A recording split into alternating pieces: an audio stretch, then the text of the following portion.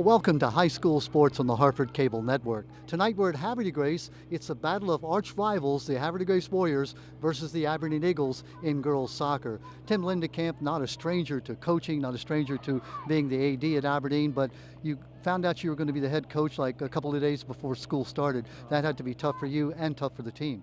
It was Friday before school started. The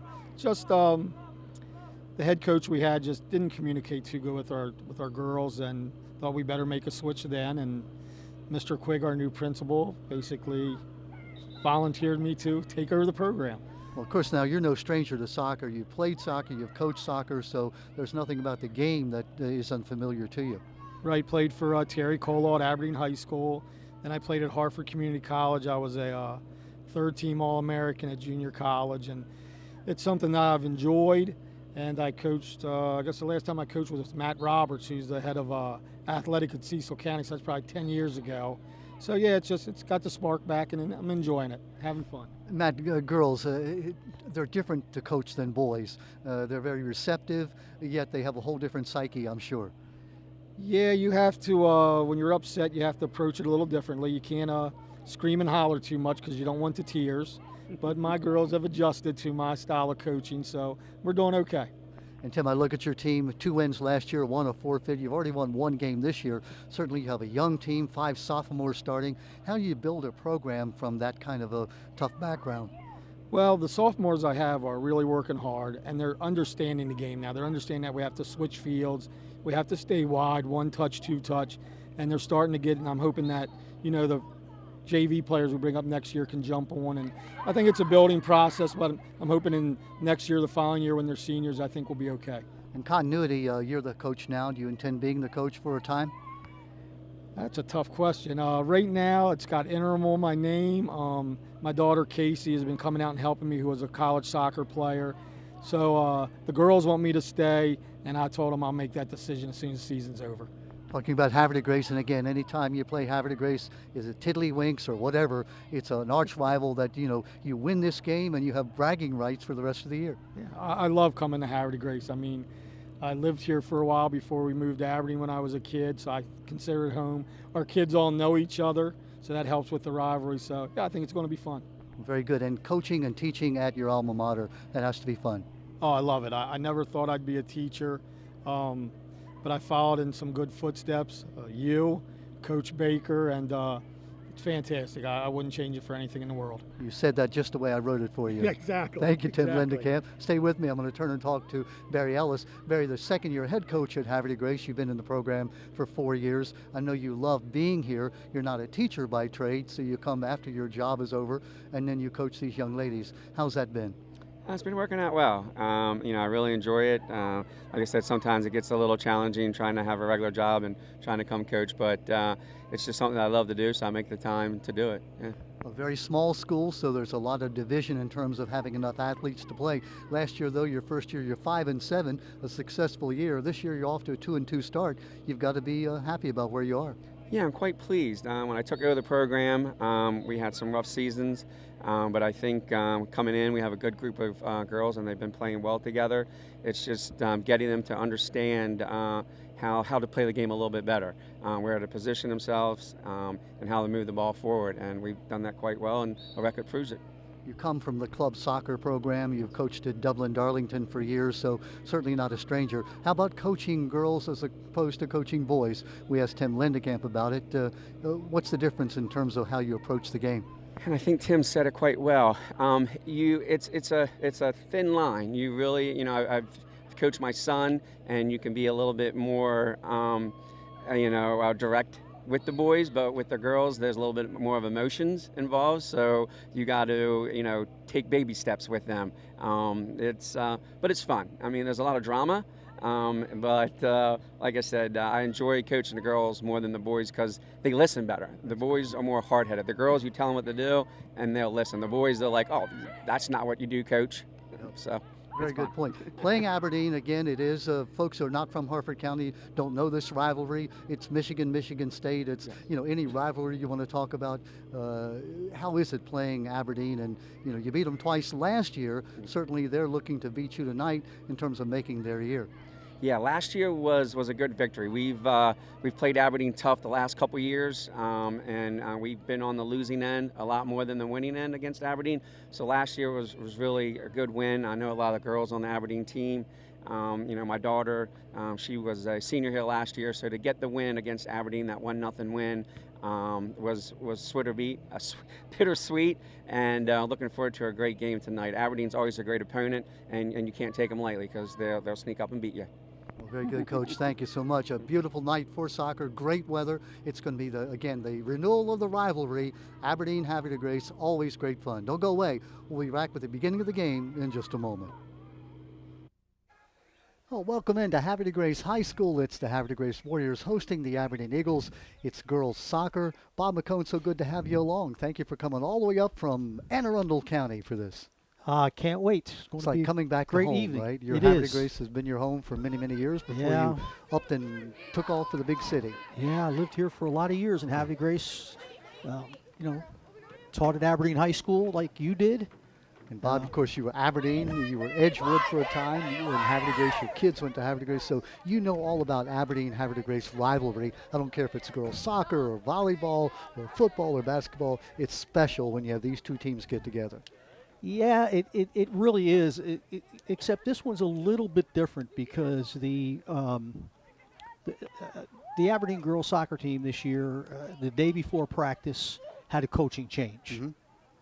And Tim Lindekamp, who's the athletic director, situation happened and he became, principal asked him to become the head coach, and he became the head coach, and that was the day before school started, and they had already had 3 weeks of practice and some different things, and they've been struggling a little bit, and they've been trying, but he's actually enjoyed it very much, and really thinks a lot of the young ladies on the team. Well, we're underway, as you see, 40-minute halves. Aberdeen dressed in the white uniforms, Havre de Grace in that gray top and the maroon shorts, and Havre de Grace going from right to left across your TV screen. We'll tell you about some of the starters here in just a moment. Wow. As we get the opportunity. That was a big shot coming from just about midfield. That was Claudia Hudson. Claudia, a sophomore, but counted on by Barry Ellis as one of his top players. She was a varsity starter last year, Bob, as a freshman. Yeah. The Havre de Grace team is a bit ahead of Aberdeen at this particular time. But I know the girls, the young ladies have been working very, very hard at Aberdeen. So I'm really hoping that this is going to be a pretty decent match for both teams. It should be. Last year, 1-0, Havre de Grace won. Havre de Grace had been losing against Aberdeen for many years. Last year, Barry Ellis, in his first year as the head varsity coach, he had been the assistant coach for a while, also a club coach for many years, so he celebrated that win. But again, as we said, throughout the records, anytime Havre de Grace Aberdeen gets together, it's for bragging rights about, who's going to be able to talk smack for the next year or so. Give me that starting lineup while we have a moment. First of all, for Havre de Grace, up front it's Maya Rawls, number 12, and Gia Gazdia, number 11. In the midfield, it's Chomo Aichio, she's number 7. Claudia Hudson, whom you met a moment ago, number 13. Caitlin Washko and Kaylee Hitchings across the middle. Hitchings is 9, Washko is 8. In the back line, it's Avery Radonovich, she's number 2. Hannah Coop, number 10. Haley Sullivan, number 29. Paige Sullivan, number 30. Yep, they are identical twins, 29 and 30. And number 1 is Jada George, she is the goalie. Underway here. We're just about 2 minutes into the contest. Havre de Grace has had possession on the Aberdeen defensive end of the field. Aberdeen now making a move and losing the ball out of play. That was Katie Carney, number 11, the sophomore midfielder. Give you the rest of that starting lineup. Midfield, Abby Gishto, she's number 3, sophomore. Amanda Bryant, number 12, and also it is Kamari Norton, number 15, along the center line. Jordan Lamprides and Kamari Norton. Check that. It's Jordan Lamprides and Rachel Anderson up front. Anderson, number 19, and Lamprides, number 2. On defense, 13, Caroline Davis. 8 is Bree Uri. Cheyenne Benjamin is number 1, and Rachel Anderson, number 19, the sophomore, starting at the fullback position. Ali Berger is the goalie. Bob, if there's a bright spot for Aberdeen, they are 1-5, but Ali Berger has made 116 saves in those 6 games. Wow. A little shell shock, perhaps. A little, I would say. Like I said, Aberdeen's just been working at it very hard, and obviously the hardest thing to play is defense when you're down in front of your own cage, and obviously Allie Berger has helped them out a whole lot, and like I said, Aberdeen's getting better, so we're going to really be interested to see how this goes today. One win last year. They did get 2 wins because they picked up a forfeit, did Aberdeen. They do have that 1 win so far this year. They have lost 5 times. They've lost to Northeast, Perryville, Manchester Valley, Elkton, and Rising Sun, having defeated Joppatown. So another win, if you look at it that way, and they will have won 1 more game than they won last year on the regulation field. Of course, again, as we said, they ended up with 2 victories counted to them. Meantime, Havre de Grace last year, a good year, 5-7. And this year off to a 2-2 start. You can see, just as we watch the first 4 minutes of this game, you can tell they've played together a little bit more. They pass the ball, a bit better right now.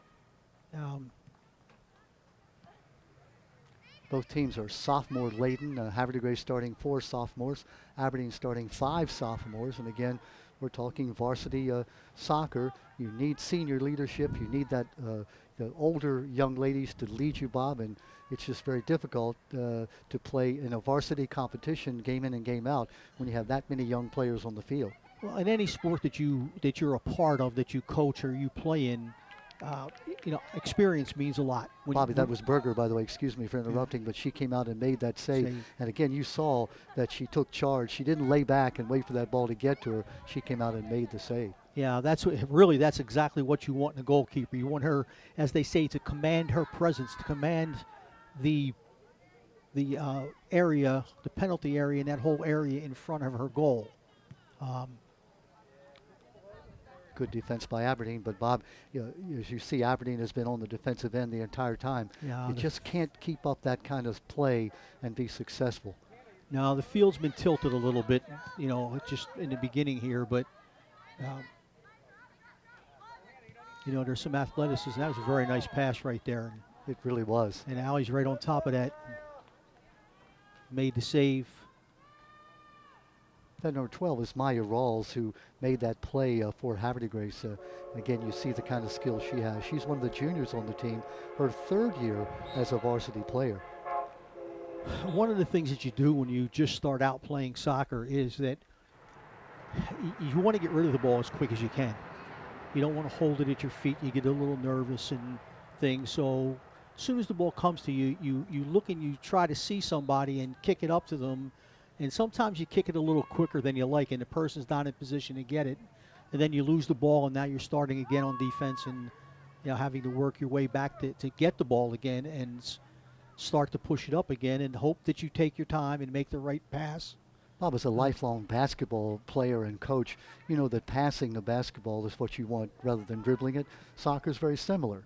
You hold the ball, you gather the defense to you. If you can pass it effectively, pass it crisply, that's what you're looking to do. Well, it's actually done a little bit different. In soccer, you're looking at a game of triangles. And if you can run into open spaces and make the pass up and triangle it over, but you have to do this over some years. And a lot of these kids don't play a lot of Parks and Rec soccer. Then they come to the high schools, and then the teaching starts. And it really takes a lot of time, in certain schools. Certain areas, they have great girls soccer programs, and you can see the difference when they just first pick the ball up, the technical skills, the ability. Now that's the pass right there, except the girl, instead of waiting for it, should be cutting in front to take that. Bob, the thing about Havre de Grace, too, especially a small school, a Class 1A school, meaning that is among the 1/4 smallest schools in the state, you've got a lot of sports that you're trying to field in the same season, from field hockey to cross country to all the other things that kids are doing. So at Havre de Grace, you have a tremendous participation percentage. Now look at the band that has, 125 members out of a student body of, 600? Fantastic. Amazing. Fantastic band here at Havre de Grace High School. And to be able to field a team that's competitive in field hockey and in soccer, especially those two sports along with cross country, very difficult because you have finite numbers of young ladies, in this case, to choose from. You have around 100 students a little over 100 students probably in each of the classes at Havre de Grace, unless they've gotten bigger since then. No, they're still about the same. Yeah. Then, 100. So you need approximately 22 for soccer. You need about that many for field hockey. So that's half the class just playing those two, if they play, if you can get those kind of numbers. And cross country and volleyball. Right. So all at the same time. And you're talking JV and you're talking varsity. Yes. Finally, the Havre de Grace goalie comes out and makes a semi-save. Jada George, the junior, that ball came bouncing down to her. And I've seen those balls bounce between the legs or over the head, so you've got to be careful, Yeah, especially on this turf. The Euchre bounce. Yeah. Old Bob Euchre, I've watched him at old Connie Mack Stadium in Philadelphia. The right fielder threw a ball to get a guy out of the plate, bounced right between his legs. You worry about that with goalkeepers. Paul Metzger and Terry Colall, two legendary, the late great Terry Colall, soccer coaches and basketball coaches, used to compete with each other in both sports, loved each other, but when they got on the field, they were competitors. And there was a game played, I believe at Edgewood, where the ball bounced and bounced and bounced, and the goalie came up to get it. It hit a tuft of grass, went over the goalie's shoulder into the net. Only goal of the game. Now I'm trying to remember which one it was. I think, Colall lost the game, and he coined the phrase, "Metzger, you're the luckiest man in the entire world." The only goal of the entire game was on just that kind of play where it came bouncing down from the 50-yard line. The goalie came out, went right over his head into the goal, 1-0 the final score. So it can happen. Oh, nice in pass. soccer. There we go. There's Aberdeen And there we finally go. making some pressure, yeah. Eagles number 11, that's Katie Carney with the ball. Katie, the sophomore. Katie has 2 assists on the year. Again, remember, Aberdeen with 1 win. 1 win, 5 losses. Havre de Grace 2-2. One of the things you try not to do is back pass the ball when you're up this field if you don't have to. If you have as many people up front as they have on defense, you can attack. Well, Aberdeen now showing some signs of life, getting on the offensive They are. end. I'm trying to pick up these numbers as quickly as we can Well, for you. the Aberdeen numbers are hard to The ball all the way through, and the goalie comes out, George, and slides to make that save. That's the best opportunity Aberdeen has had so far. Yes. Now it's actually starting to pick up to be a game at both ends of the field. Again, an exciting match between Aberdeen and Havre de Grace. Neither team among the top echelon, even in the Susquehanna division, but you can believe that they want to make a program. Barry Ellis, again, who has his own business, comes after work and coaches his team. He's been involved with soccer for 15, 16 years on the club level.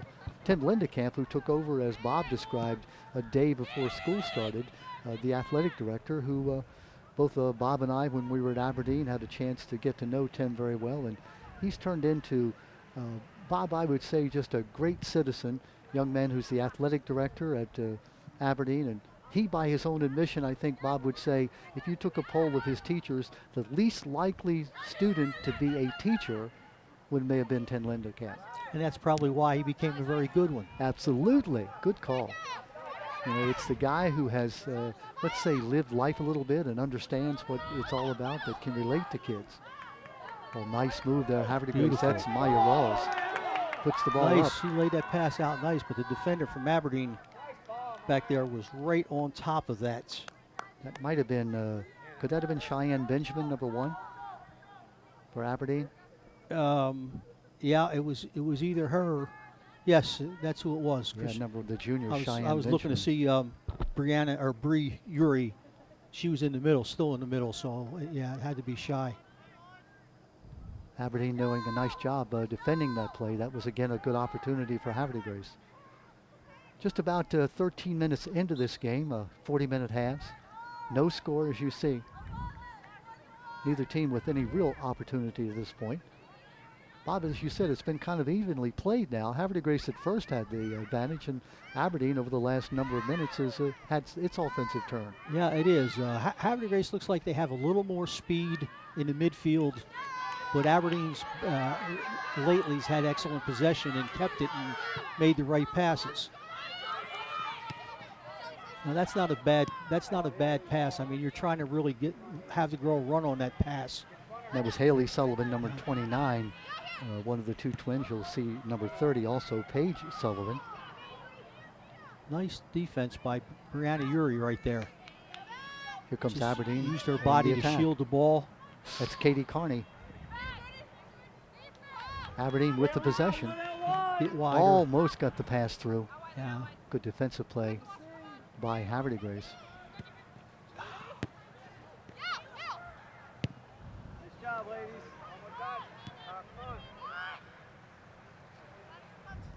Now see, this is where you have to communicate. That was Taylor Berg, number Yeah. 22 for Havre de Grace. Jada George out to pick the ball up. Jada got a nice foot there, out to about the 40-yard line, in front of about 30 yards. Here comes Havre de Grace now looking to get on attack, but Aberdeen with the interception. This is Carney, number 11. She's played a good game on that right halfback position. Bob, now you know soccer that you have to be strong up that right side because that's where the strong feet are.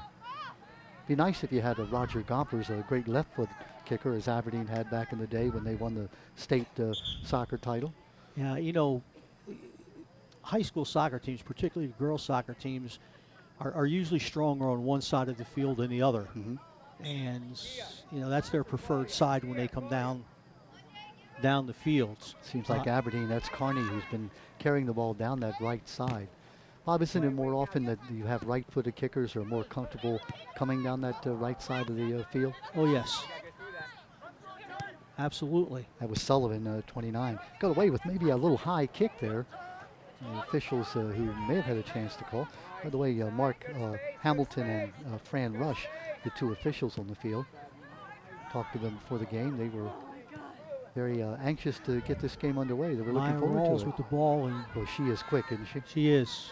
She has some real fine quickness. We were Nice told that pass. Maya Rawls, Claudia Hudson, and Caitlin Washko, when we talked to Barry Ellis, he said those three players are the sort of the heart of his team. Hudson and Washko are center halfbacks, and Rawls is the attack person you've been watching. Yeah, her and the Gazdia girl, Gia Gazdia, who's playing on the right side up front. She's kind of roaming free because the winger on the left side for them, Choma Aicho, looks like she's playing almost out on the left wing. I'm glad you said that name and not me. Choma Aichio. We were talking to some of the young ladies before the game, and announcers, of course, when you look at the roster, you say, okay, John Smith, Fred Jones, and then they throw in the names that you have no clue how to say them. But the young ladies and young gentlemen, they deserve to have their names said correctly, right, Bob? Yes. So we try our best, and sometimes we succeed, and unfortunately, sometimes we don't. It's like number 3 on Aberdeen now, Yeah. Abby Geachtoe. Geachtoe, yeah, spelled Guicheteau, and I said, how is that Geachtoe? She said, French. Yeah. The questions asked, question answered. She said, French people have a different way of spelling things, and I said, okay, fine. And she's a very interesting young lady, talking to her a little bit before the game. Mm-hmm. She has 5 goals, by the way. Yeah, she's number 3, by the way, you'll be seeing. Yeah, she's playing in midfield for him. Mm-hmm. She's also one of the captains on the team, along with Caroline Davis, senior, number 13, and Amanda Bryant, a junior. So, I mean, how, Bob, rare is it for you to have a sophomore being your captain on a varsity team? She's probably pretty much their best player at this point. Mm-hmm. And, that's 5 goals is a lot of goal for a midfielder. Mm-hmm. Especially when your team is 1-5. You haven't had a lot of goals scored, probably.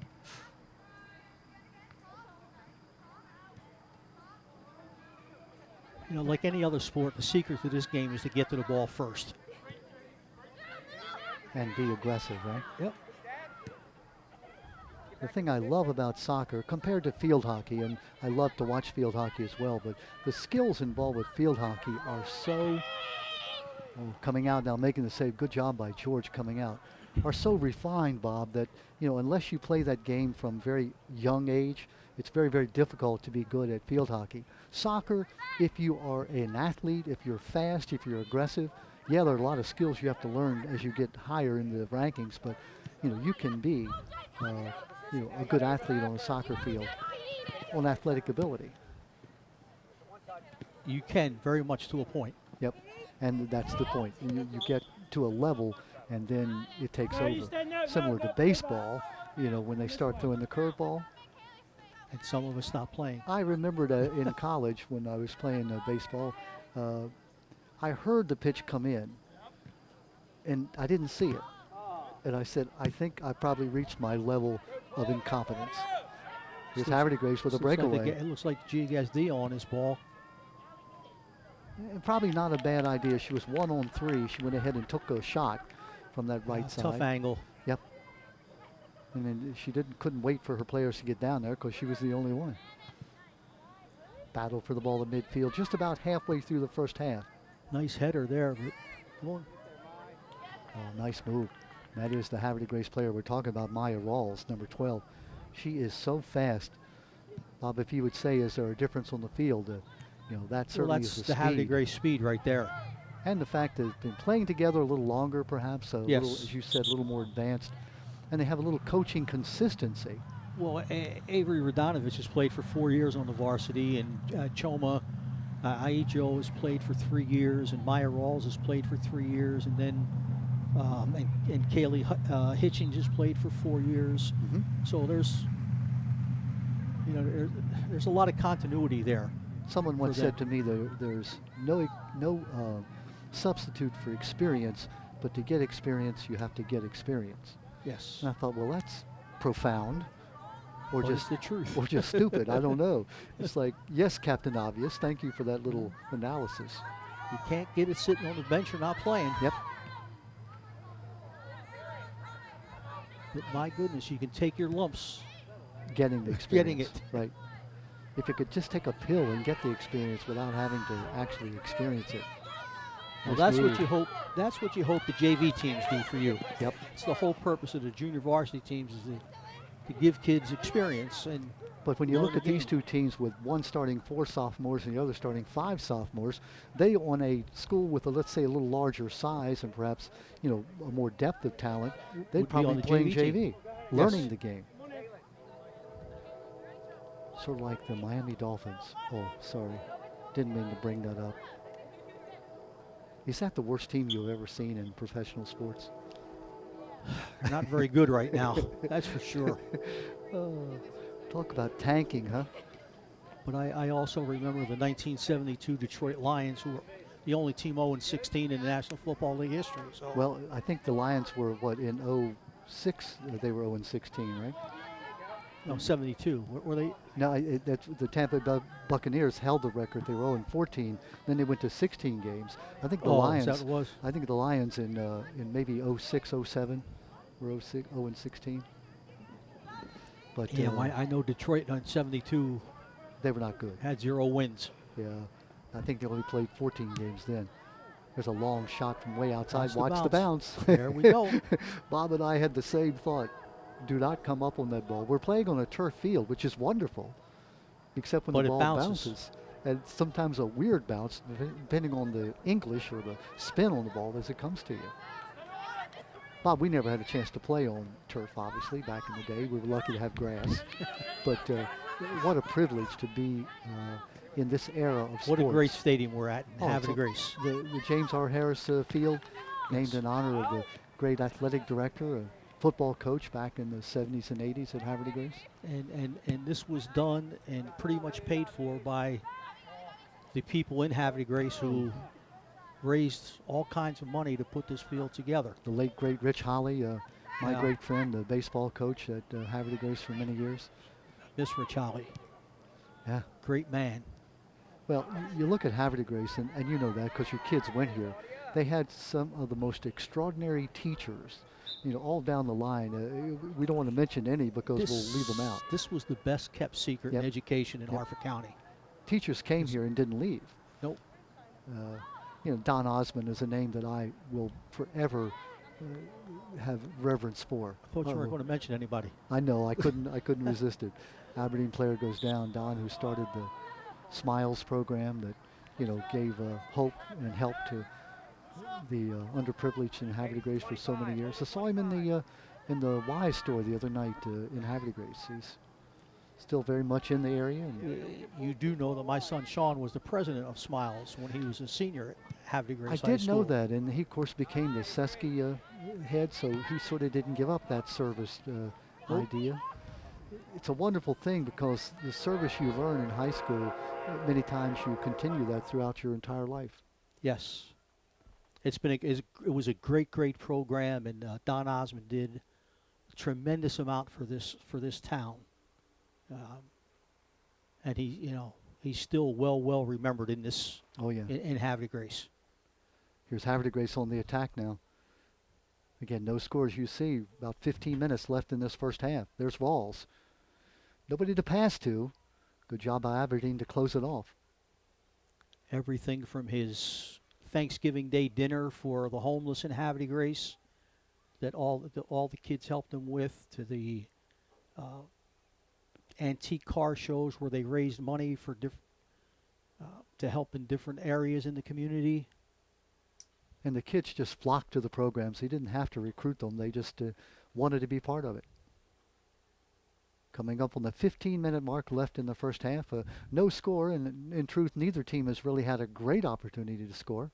No, the game's kind of been played up and down the field, actually, after the first 4 minutes. Bob, I'm really impressed with the skill on the field. Again, you see a team like Aberdeen with just that one win, and you say, we may not see the skill, but you can see the raw talent is there, and they're beginning to develop that skill of moving the ball around. I'm impressed. You can see some things happening with these young ladies, that they're getting better at things. I haven't seen any panic in the Aberdeen girls to this point. The Havre de Grace girls, a little more skilled at this point, because of their experience, and they push the ball, and they get it down, and they try to get the ball to their speed, to their scorer, and Maya Rawls. There comes Aberdeen down that right side, Bob. Let's see if they can get it to the center. Yeah, she got to cross and get in front of her. Oh, nice defensive play. Is that one of the Sullivan twins? Probably. It's hard to see from down here till they don't have a number on the front of their jersey, so she won't turn around. Turn around, young lady, so we can call your name on the air. Nice defensive play. Yeah, it was. Now the field's been reversed. Tim Lindekamp, Bob, you and I got to know him when we were teaching at Aberdeen, and he was just a fine young man in school, the kind of the guy that you loved being around because he was just out and out funny. Yeah, and he was always upbeat. And so glad to see him find his niche in terms of being a teacher and an athletic director. Loves kids. Kids love him. It's great to be back in your home school, in your hometown, and doing things right for the kids who are coming after you. Casey Lindekamp, his daughter, is his assistant coach, so that's sort of continuing the line. If the girls on the team had an opportunity, they would vote for him to be the permanent coach. Oh, they've already told him that. But they didn't tell him it was a vote. They told him he had to be. And again, he has a great deal of soccer background. Third-team All-American at Hartford Community College. Played on Terry Colaw's teams back there in the Played on the state championship team in '78 with Aberdeen. Yeah. Was it 78 or 79 that... it was Cal's senior year. I thought it was 79 that Zarentzis team won the state title. I think. I'm not sure. You may be right. I know they won the state title for Terry Colaw back in 77 or 78, was it? Something like that. Terry passed away in 78, so...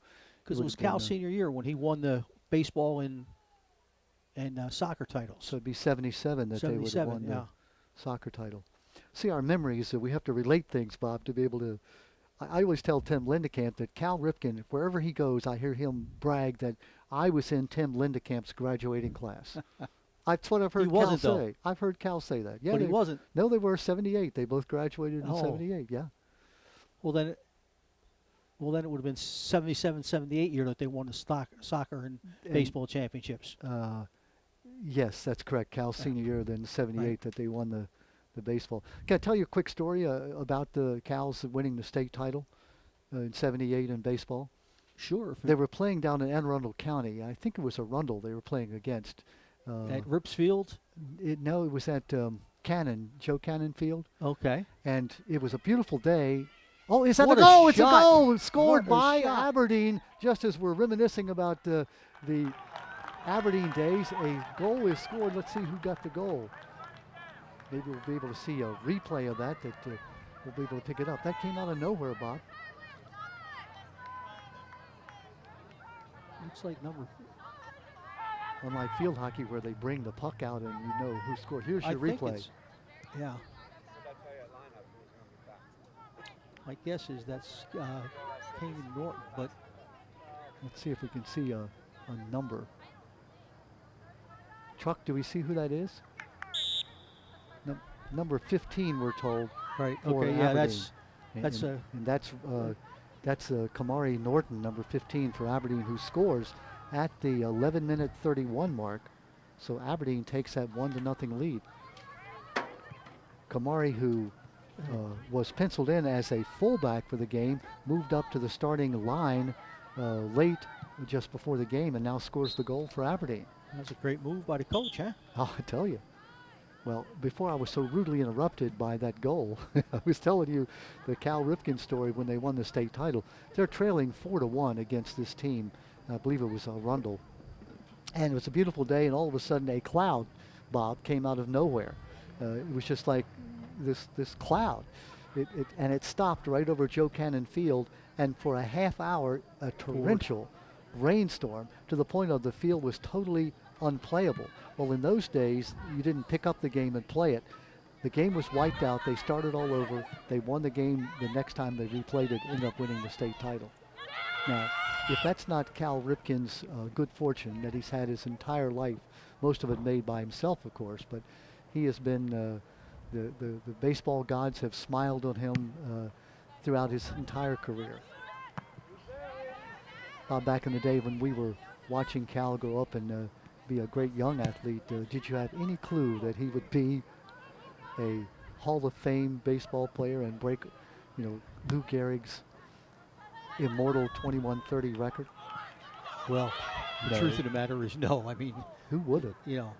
But you saw all the things as he was developing, and the respect that people in the business had for Absolutely. him. And his quiet confidence and quiet steely resolve, not showy, not like flamboyant. He just had that something special. Here's a corner kick. Bob, I think it's the first corner kick we've seen all night. Aberdeen up 1-0. Nice. That's a great kick. It is right across. Just couldn't get a foot on it. No, That was almost being able to get the foot on the ball. nice defense right there. Yeah, it was. That was Katie Carney, number 11, who just couldn't get a foot on the ball. So, Bob, now all of a sudden, it's the underdog, Aberdeen, up by 1-0, closing in on the 9-minute mark of the first half. If you're Havre de Grace, is that a wake-up call? Well, I thought Havre de Grace was playing well early, and then I thought Aberdeen started putting pressure on them and put them back on their heels a little bit. And and then Havre de Grace had a couple chances with Maya Rawls pushing forward, but it's kind of been more all Aberdeen in the last 10 minutes. Very good point. And again, if you're the underdog, which Aberdeen certainly is in this game based on the experience level, you get up 1-0, you start getting some confidence. It can be hard to score in this sport. Yeah. If you keep playing well, and I mean, Aberdeen's actually has a more of an offensive setup. They only have 3 back on defense, and they kind of have a diamond, kind of playing a diamond at the back. There was that high bounce we've been talking about on the turf. That on grass field, that ball would have sort of settled, but it bounced right over the head of the defender for Aberdeen. When Tim played on that soccer state championship, that's what Terry Kolar ran. He, with his back 4, he ran a diamond, and with actually, I can't remember whether Cal was at the front or the back, but it's his job to clear everything and kick it as far as he could, which he really could.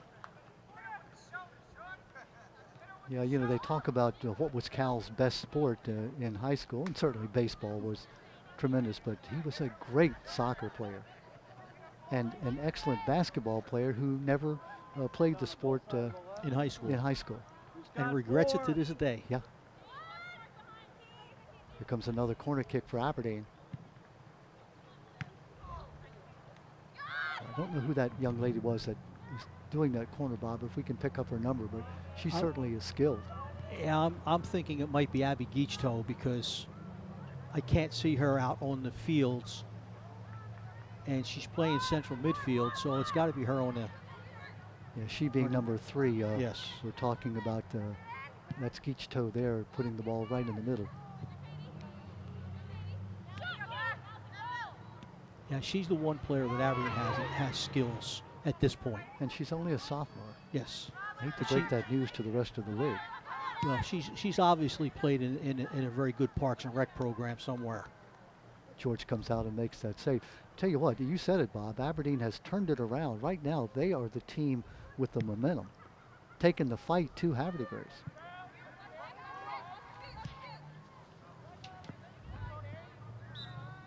As you said, Bob, very few goals normally scored in this game. If Aberdeen could get a second goal before the half, wow, it would be an uphill battle for Havre in more ways than one. It would also make for a very exciting second half because Havre would have to push the ball to try to score. And it would make for an interesting halftime discussion. We had a chance to talk to both coaches about the difference between coaching girls and boys. And Bob, you've been involved with both. I don't know if you'd like to expound upon the difference between motivating girls and boys. You don't have to motivate girls very much. They have a self-motivation button that they push, and they really work very hard at it. And if you treat girls fairly and with respect, you get a great effort out of them every day. I think Barry Ellis said it best, that girls want to learn.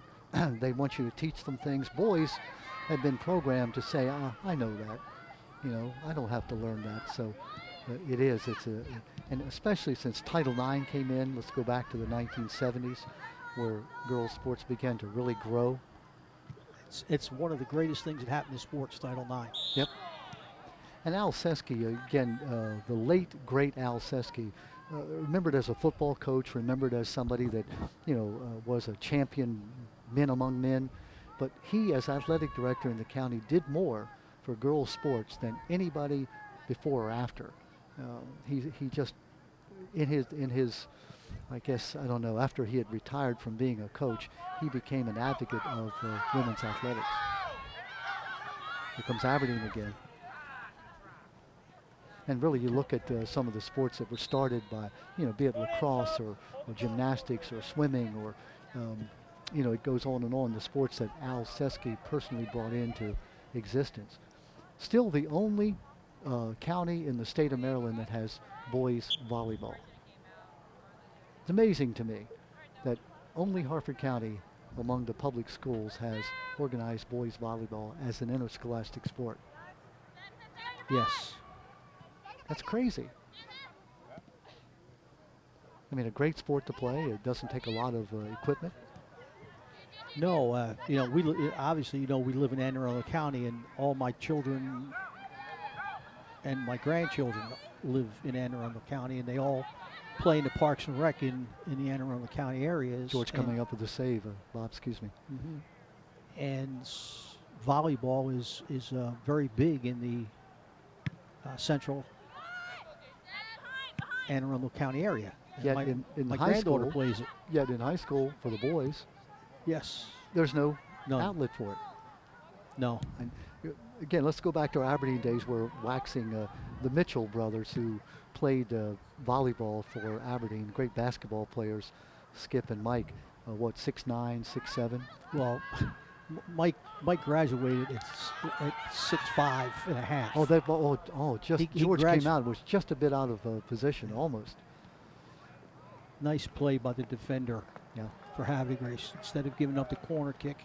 Yeah, that was Hamilton again. She gets it Number over. 29, Yeah. Haley Sullivan. I'm sorry, not Hamilton. Excuse me. Will be a throw-in. And Yeah.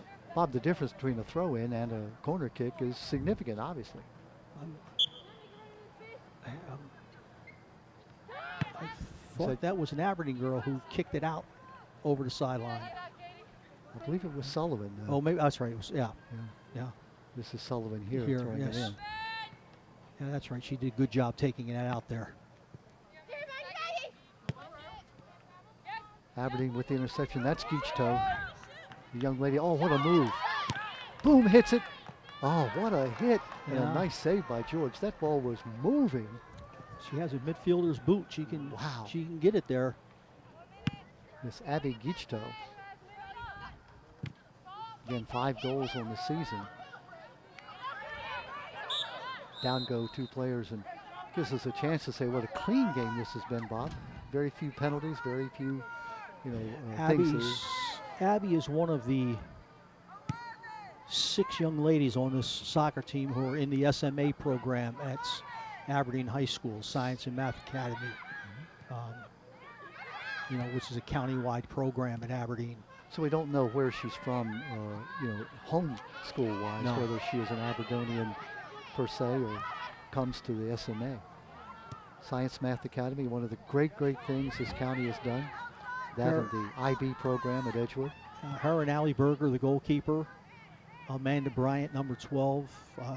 Caroline Davis, number 13. Emma McCrehan, number 17. And Natalie Brooks, number 4, are all SMA students at Aberdeen. Again, if you're not familiar, Science Math Academy started at Aberdeen, in around 03 when they built a new building? Yes. And again, you recruit, but young people who want to specialize in science, math, technology, can apply. From all over the county. And they leave their home school home area, I should say, at 6 o'clock in the morning, catch a bus, come to a strange area, an area where they didn't grow up, yet they get great instruction. I mean, world-class instruction with great equipment. Proving Ground, of course, has helped with that in Aberdeen. Yes. And that was one of the reasons Aberdeen was selected. 10 seconds left in this first half. Looks like Aberdeen will go to the half with a 1-0 lead. 3 seconds, 1 second, and that does bring to an end the first half with Aberdeen leading by 1-0. The only goal scored at 11:31 of that first period by Kamari Norton, number 15 for Aberdeen. So that's where we are at halftime. We'll take a break here and we'll come back with you with second half action in just a moment. We're back with you at Havre de Grace High School. We're at halftime, just about to end the halftime, getting ready for the third period? No, it's second half. They don't play periods here, do they, Bob? Nope. I understand that. 40-minute halves. Bob, excuse me, that first half, interesting half. Aberdeen scored the only goal on a breakaway as Hudson scored. Very evenly played in terms of one team seemed to dominate at one point, then the other team dominated. A well-played game, I thought. It ebbed and flowed, let's say.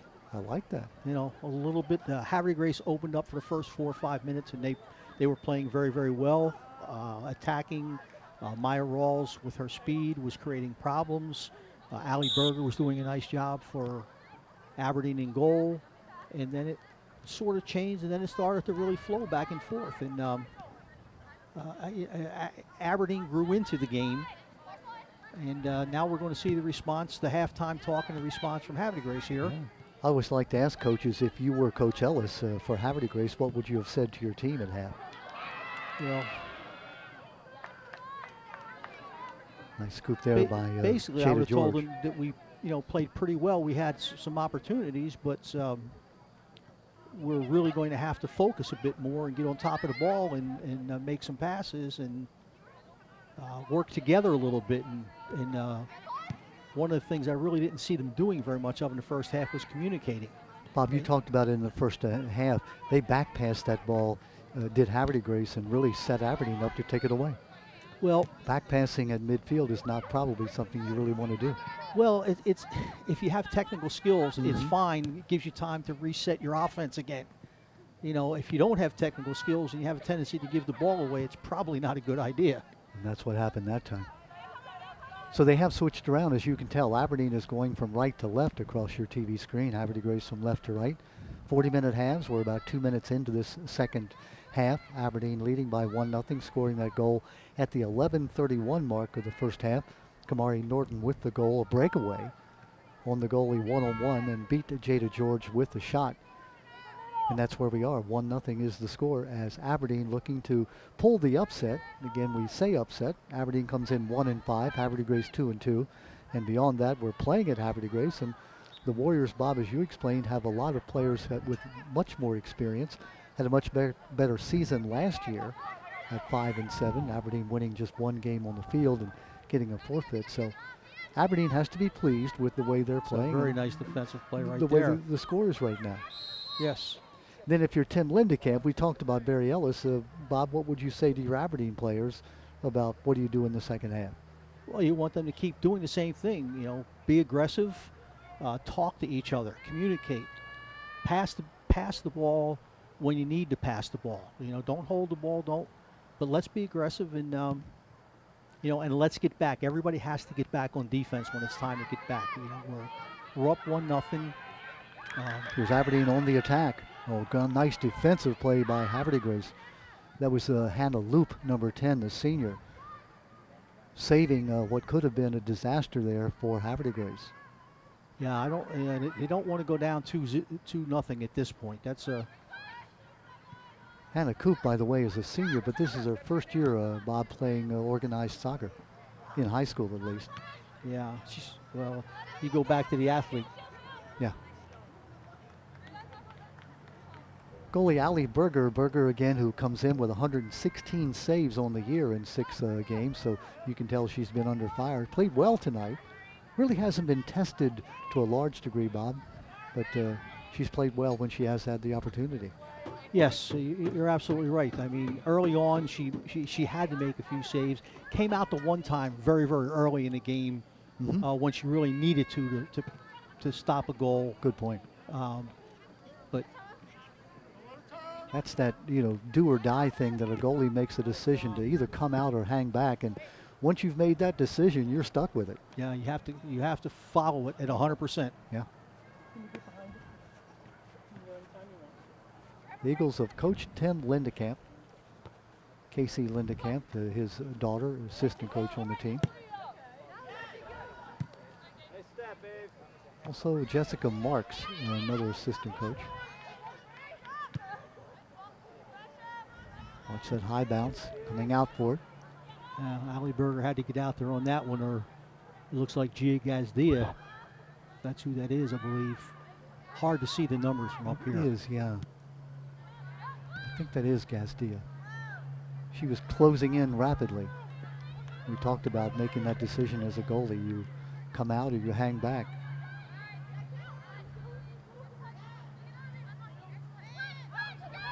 Bob, I know there's no way that Havre de Grace would have taken Aberdeen lightly based on the rivalry between these two teams, so that certainly can't be a situation here that Havre de Grace just overlooked Aberdeen. I don't think so, although you never know how young people think. You know, oh, they're only 1-5. We could just walk in here and do this. Yeah. You know, you might think like that. Bad way to think. You know, hey, that's our biggest rival. Let's go out and really put it to them. That's another way. That's the way you really want to think. So here comes Havre de Grace on the attack. That's Claudia Hudson, number 13. Again, one of the players that Barry Ellis told us to watch. Nice cross. Nice cross, but a little high and nobody there to receive it. I mean, somebody for Havre de Grace should be coming down and covering that back post, because that's a great place to score some goals. Caitlin Washko and Claudia Hudson, the two center halfbacks, both sophomores, Bob, and both in their second year of playing on the varsity. So you look at Havre de Grace and you say, hey, wow, you know, you've got those two young ladies together for the next 2 years.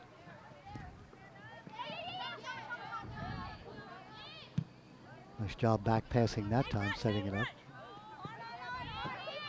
Yeah, that was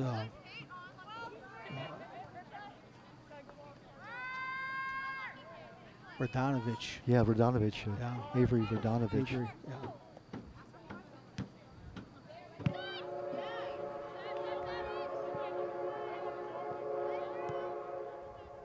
Again, we're about 7 minutes here into the second half. A little over 33 minutes left in the contest. I always had the folks in the truck love to hear me say this. That's in regulation, Bob. We could have some free entertainment here tonight.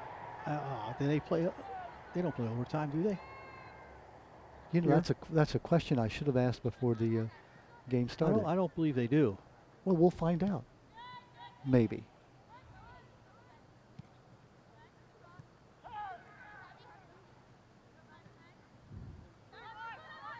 Here comes Aberdeen now.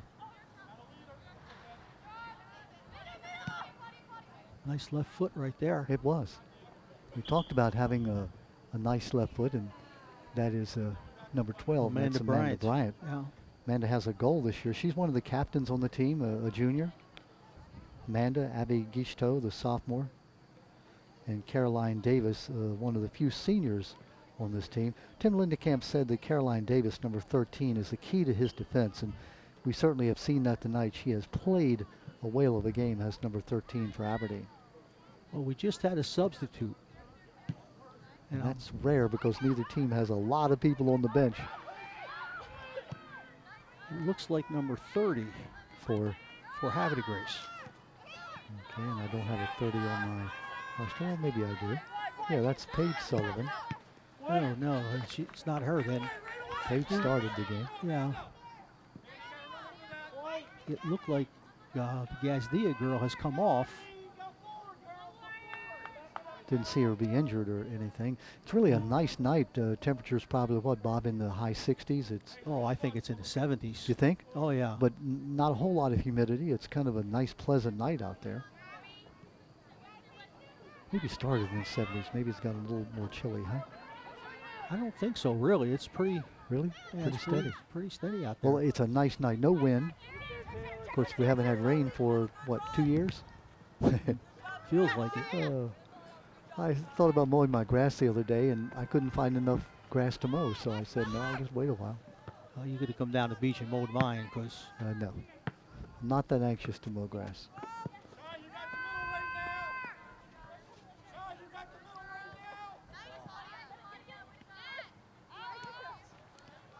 Oh, nice interception, takeaway by Havre Grace. yeah, Maya, Is that Maya Rawls? yeah, it Number is. 12? Yes, it is.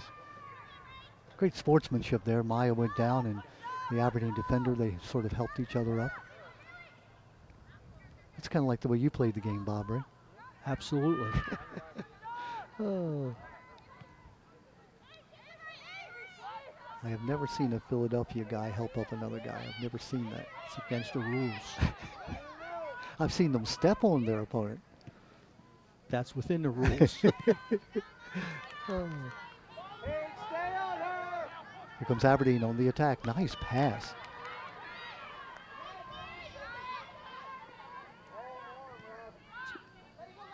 Good job by both players there. Good job there by number 17, Emma McCrean. Emma just in the ball game. Made that pass down that left sideline. So Here that's who comes, came in the ball game, huh? For Aberdeen? Oh, Yeah, that was Aberdeen's McCrean who came in. Here's another corner no. kick, Bob. I think this is the third or fourth corner kick all by Aberdeen. Has Havre Grace had one corner kick? And that's Gishto. What a foot she has. yeah. Well, you got to be able to get ahead on that. Maybe they're not. Yeah. Here comes Havre Grace on the run. I have to think of where I'm at here. It's high school, and you don't want to be heading the ball too much here. No.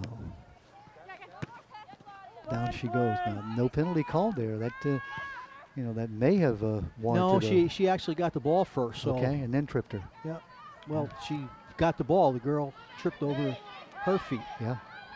It was Claudia Hudson, number 13, who went down. Coming up to make the rolling save, Jada George. Jada in her second year in the goal. She's still just a junior, so Barry Ellis has a lot to look forward to in the nets next year as well. Yeah. Again, very few seniors on either of these teams and building for the future.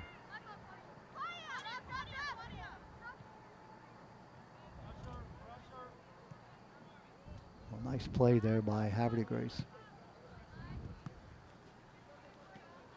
Can't see the number of that young lady for Havre de Grace who sort of made the spin move and then found a teammate to pass to. There's our first infraction, the yellow card being shown to Aberdeen. Now, Bob, explain, 2 yellow cards is a red and you're out? Yes. Or a red card, you're out automatically? Yes. Now, what happens in the yellow card? She's off the field? No, well, I think I honestly don't know the rule in high school whether you have to take them off and then put them back on again at a point, or whether Coach Lindenkamp just takes them off to let them calm down a little bit before they go back out again.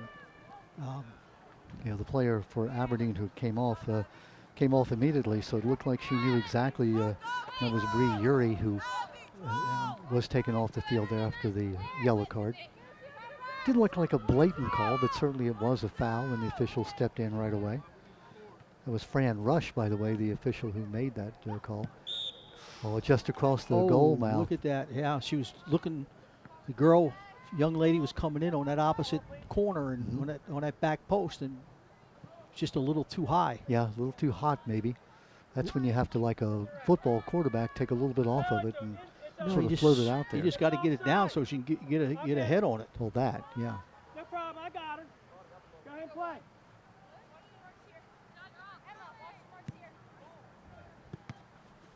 Clock moving at 27 minutes left in the game.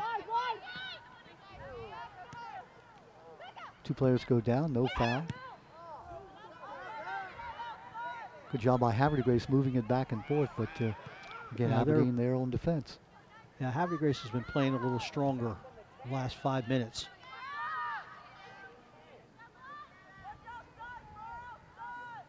Yeah, the clock begins to motivate you when you see the seconds ticking away and you're still down by that 1-0. Nice save. Ball, again, that's the fly ball that's hit to you as a center fielder, and you said, don't drop it. When you see that ball coming to you, yes, sort of your heart begins to pound a little Well, that's faster. where all your goalkeeping drills come in. Allie Berger with that save. Well, you're right, Bob. Havre de Grace has sort of turned it around now. They're the ones that are on the offense at this point. Yep, they're a little more aggressive now. They're kicking the ball a little bit better, a little straighter, a little harder. Nice move down that right sideline. Can she catch up with it? No, and it goes out of play, and it'll be Aberdeen ball. Inside 26 minutes left in the contest, and back on the field for Aberdeen, the young lady who went out to Bree Uri after that yellow card. I guess, Bob, do you have to play a little more cautiously? Yes. Like the pitcher who gets warned for throwing inside? Yes. So maybe that is a benefit for Havre de Grace, that Uri Yes. now will not be able to play quite as recklessly. Yes. She really has to watch where she puts her foot, because if she takes somebody down with it, that's another yellow card and an automatic red. And you have to play a person down then as a Right, team. and you're down to 10 players. Right. So worse, it's bad enough losing one of your star players, but playing down one makes it even more difficult for the rest of the game. It does. What ends up happening is you take an attack person and bring it back to defense, so you only have one attack person, and you have Boy, Bob, you saw the speed there of, behind the of ball. Rawls. And I think now we're going to see the corner kick. And again, I may have missed one, but this might be the first corner kick. Oh, that's a short one to Rawls. Back and forth they go. That plan didn't quite work out the way. Well, it might have been exactly what they wanted, because maybe they don't have somebody that can kick the ball like Abby Geachto. Good point. This time it'll be a throw in. Havre de Grace still with the ball. Inside 25 minutes left in the contest. Nice throw. Yeah, it is. A little bit off the side of the foot. Yeah, she hit that inside right, but turned her heel, which pushed the ball to the right.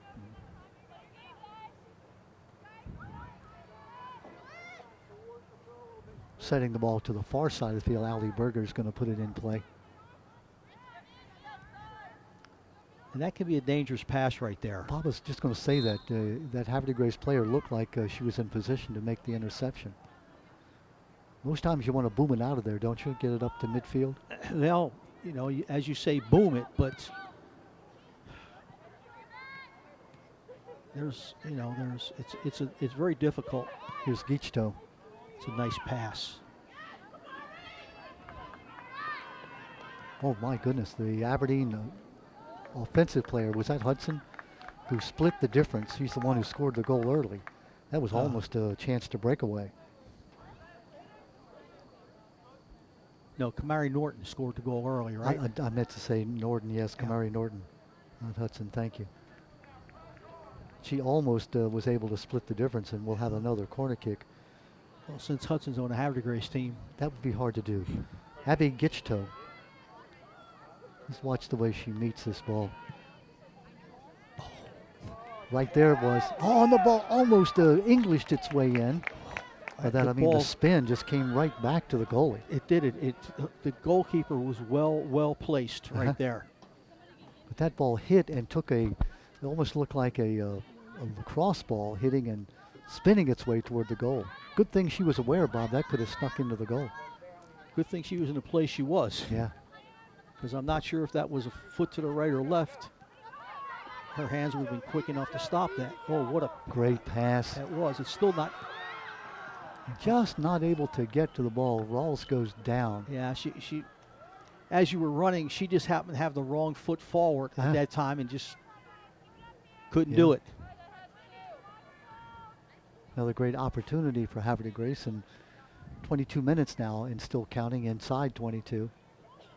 It's been a little more exciting here in the last few minutes with the pressures. I mean, both teams have had opportunities now this half to. Warriors, not getting apprehensive. Obviously, they have plenty of time left, but they're still down 1-0. So at some point, now they're pressuring. I mean, they just got a turnover on pressure right there. Oh, nice interception. Nice read. Aberdeen. Is that? I think that was Katie Carney again, number 11.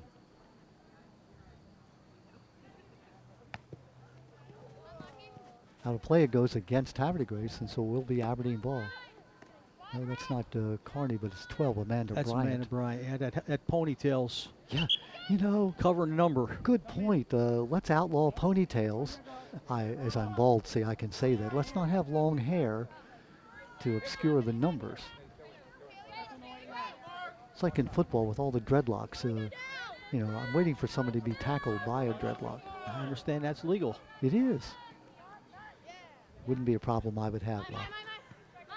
No. Still Havre de Grace ball.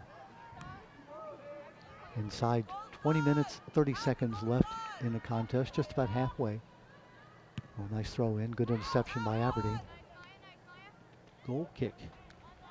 Yep, out of play it goes off Havre de Grace, so another goal kick coming up for Aberdeen. Bob, I'm impressed again with both teams, with the caliber of play. Not only with the fact it's been a competitive game, but both teams have showed a lot of talent, a lot of skill. Not to mention, the want to, as Buck Showalter used to say. Ball's taken away. That was Yuri again, the young lady we talked about who had the yellow card earlier. Yeah, she stuck that foot in and got the ball. Well, here's Aberdeen with a breakaway. Yeah, got away with a little bit of a handball, didn't he? No, it was a play on. A bit wide there. It looked like Aberdeen had a budding rally, a budding offensive play going there, but Havre de Grace did a nice job getting back defensively. Yeah, that's the inexperience right there.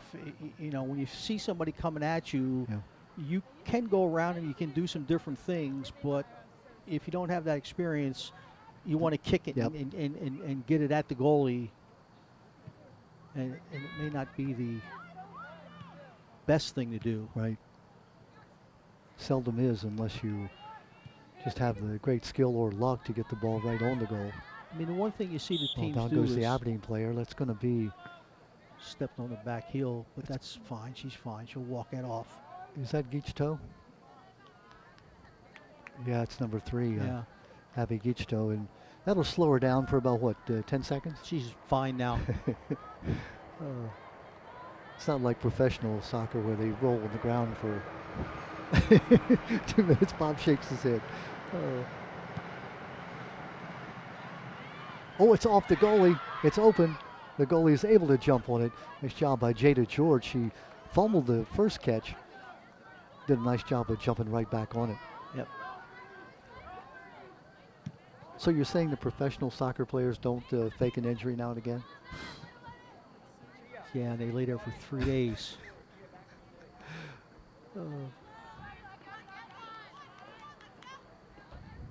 My partner is a great fan of professional soccer in Europe. Right, Bob? I'm a Liverpool fan. And I've been one since 1965. I like the Beatles So- also. The Beatles were, oh, you're talking about a different Liverpool situation, okay. Yeah, but you know, when I go over, I can go to the cavern where the Beatles played in all the time. Young people are saying, what are they talking about? I was thinking, Bob, the other night that the Monday Night Football began 50 years ago this year. 50 years ago.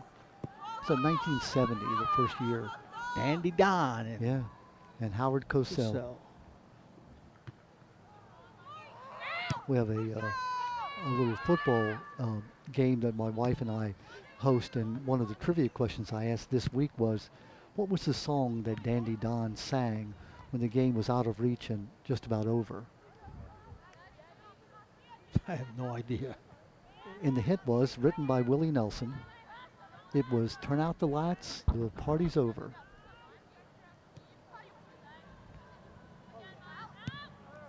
I know your silence, Bob, means that you're amazed by. I'm amazed by your knowledge of.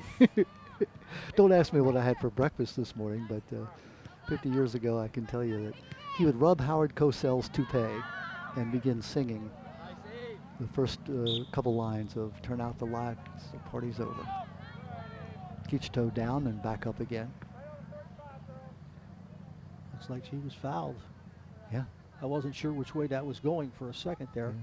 Not to the level of a yellow card, but it'll be Aberdeen ball. No, that was just the bump into each other. Yeah.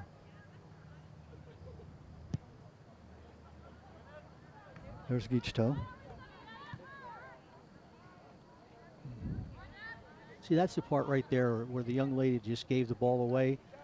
If she'd have held it for another second and had somebody run, her teammates, they'd have kept possession. And at this point in the game, that's very important for them. I'm trying to see the number on that young lady. And again, I'm not complaining about hair. I'm just trying to see what her number is. She had a nice play.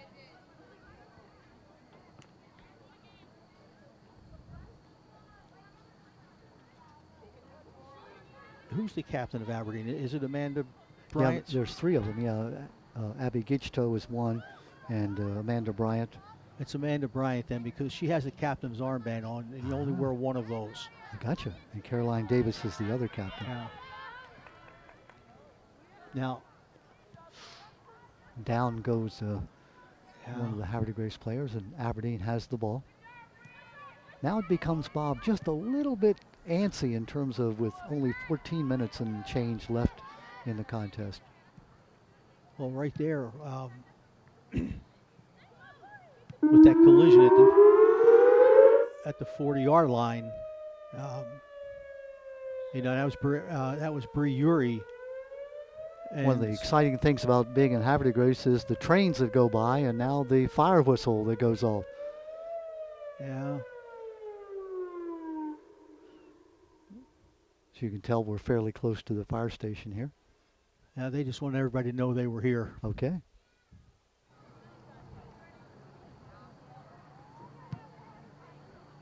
Oh, that's a nice kick right there. That too. certainly was. Nice boot by number 13. That's Caroline Davis, who's the senior leader on this team. In fact, Bob, as I look, she is one of only 2 seniors playing on this team. Kamari Norton, the other senior.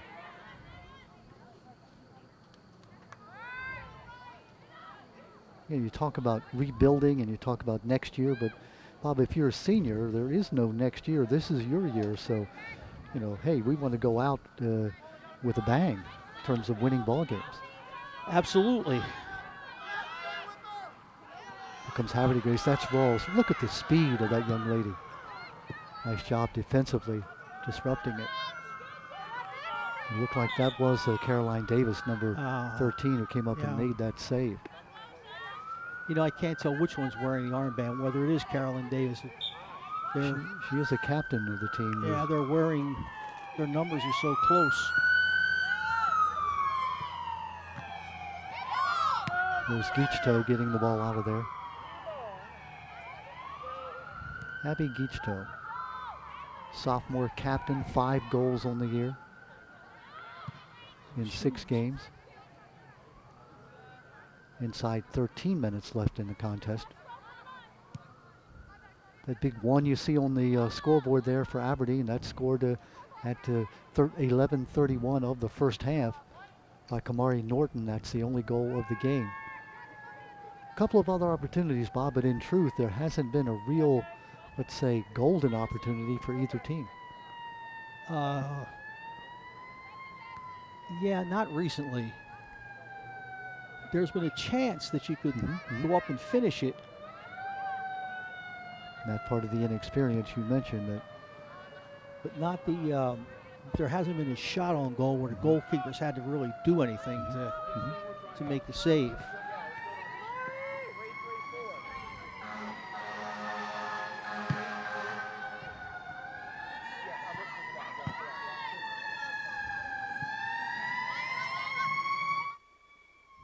Play in midfield. Rawls take it away. That's Geachtoe.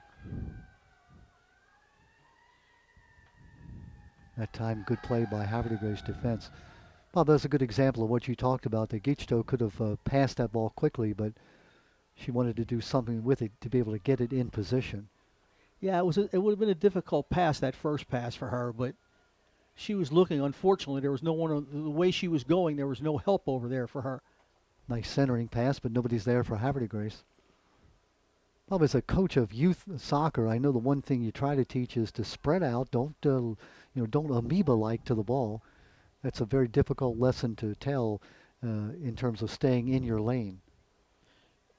Yes, that's a problem. The other problem, until you get a certain skill level, is that when the ball comes to you, you have to stop it with 1 foot, and then you either use that foot or your other foot to kick the ball, and it takes a second, 3/4 of a second, second and a half.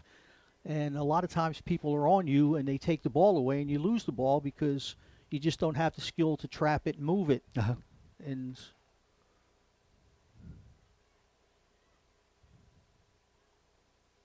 play at midfield, still that 1 goal in the entire game coming up on the 10-minute mark, just about 3/4 of the way through the second half. Well, Havre Grace is going to have to start putting some pressure on here.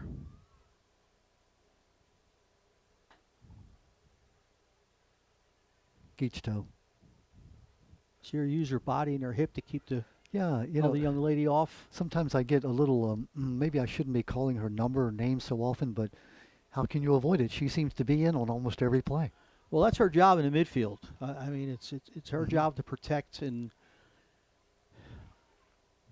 then be on the offense as well. Yeah, usually you have one midfielder protect and one midfielder attack, but she happens to be both. She has 5 goals. I mean, that's amazing in 6 games, 5 of which you have lost. Well, we saw the 1 shot, and obviously she has some oomph behind her in her leg to get that ball out and with some speed and some accuracy. And I emphasize one more time, just a sophomore.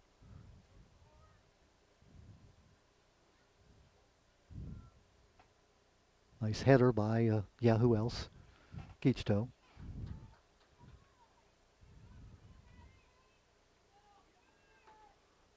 Here comes Aberdeen, looking to try to score a second goal. Bob, if they could score that second goal, my goodness. Yeah, or if Havre Grace scores their goal and makes it a tie ball game. There's Gichto. Down she goes. Been down a couple times. She's going to have a few bruises after this game is over. That happens when you're in on every play. You're the one they have to mark. Yeah.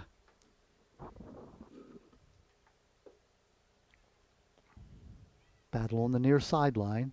Saved in, but no, it goes out of play. Aberdeen ball. Gichto. Okay. Good defensive play made by Havre Grace. That was Avery Radonovich, number 2, came in and took the ball away. That's Yeah. Radonovich with the ball. Little Ooh, there push, were- and Miss Rawls says, "Did you see that?" Oh, and was that Yuri who got No. away with the push? No, it was not. It's It was her number- partner back there, Cheyenne Benjamin. okay. Number 7, Benjamin. 1. Number 1. Okay, thank you. I say that because with the yellow card, Well, they already, called the foul here, obviously, and gave them the free kick. ball. The goal is scored, and now we have a tie game, just like that. And Havre Grace, as you can see, nice centering pass And the ball fell to her, and she quick-footed it right into the goal. on the lower right-hand side where the goalie could not get to it. Yeah, they're dangerous situations. What just happened there? I mean, there was the foul on the Here's the replay. You'll see right outside the box. And Bob will able to see the centering pass there. There it is. It hangs around right in the middle, and then just sort of a right-footed flick. well, what happened was the Aberdeen girl had a chance to clear the ball, and she didn't. And the Havre Grace girl took it and tapped it back to her teammate, who put it in the cage. And I can't tell you who that was. Maybe Truck, did you get a number of the person who scored that goal?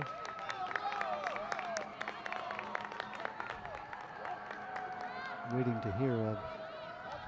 If not, we'll try to get that. We'll certainly get that for you after the game. 1-1 is the score with just now under 7 minutes. A goal scored at 7:15. But Bob, you're right. That ball seemed like it laid there for an eternity. And finally, Havre Grace was able to.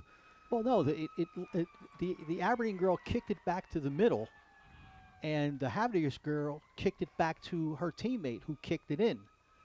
And again, it wasn't that usually instep kick you see. It Oh almost no, it was a quick. It was almost like a toe kick, a Yeah. quick toe into it, and brings up memories of Mark Mosley, the last toe kicker in the NFL. yeah, except they wear a boot that's flat straight across. It's going to be that's 3 points if it were football. Boy, nice foot there. That was Number 13. That was Caroline Davis Yeah, right there. That's Caroline Davis, the young lady with probably the strongest foot, along with Abby Guchto for Aberdeen. And Amanda Bryant has a. Carolina senior on the team, and again the senior leadership of the captain. Here's Guchto, avoids one, now two, and Grace a pass, but it hits off the back ankle of the Aberdeen player. Yeah, Guchto threaded the needle that time and Sure did. put the ball in great position, but Aberdeen wasn't able to convert. And now Havre Grace on the attack, still with the ball. Here they come. Goalie comes out and makes the save. Ball is free. Kicked away by Aberdeen. What a play by Ali Berger coming out and making that save. That was a courage save. You have courage to come out and challenge that ball. Sort of like John Harbaugh going for 2-point conversions 3 times in Sunday's game. Courage or foolhardiness, huh? Analytics. Although I don't know where the first one came from, even though they said analytics. You're down by 9 points and go for a 2-point conversion. No, that's not right. That would have made some sense. No, you were down 11 Yeah, and went for a 2-point that's conversion. right. It would have been 9 points had you made it. Yeah. No, it would have been 10 instead of. No, I mean if you'd gone for the 2, which you did, and made Right. it, you'd It have still would've been been down 9 by 9. Right. Which the way I recall it is even a touchdown and a 2-point conversion is still going to leave you a point short. Right, but a touchdown and a field goal will win a game for you. Well, it would if you kick the point too, right? Or if you kick the first point, Yeah. extra point instead of missing the. We Raven fans are still replaying that game from last Sunday against Kansas City, so just go on and beat the Browns this week and all will be forgiven, right? Yeah. You know, one of the things that Aberdeen is doing well right now is their best defense is keeping the ball down at Havre de Grace's end. Mm-hmm. And they've been doing that fairly well for the last couple minutes after the score. Bob, about 3:30 left in this regulation contest. We will find out, and again, I apologize. I'm not sure either whether they will leave the game tied at 1 or whether they'll play in overtime. We will find out if the score remains as it is right now. 3 minutes and 20 seconds and counting left in the regulation contest. Uh-oh, the ball is free. A push there. Oh, great save by Berger. And the ball hits the top of the goal There post. was an offside. Oh, my goodness. The offside is called. And Is Bob, it, hold on. I Is it saw- offside or is it a. I saw a push by Aberdeen, and I think Oh, they're okay. gonna- He called the push then. Yes. Yeah. He's bringing it. He's got to be bringing it outside. And that push may have saved the goal because the Havre de Grace player was free. Now here comes the. Yeah, it's a free kick from right outside the box. Okay, Havre de Grace with 2:38, a chance to go up.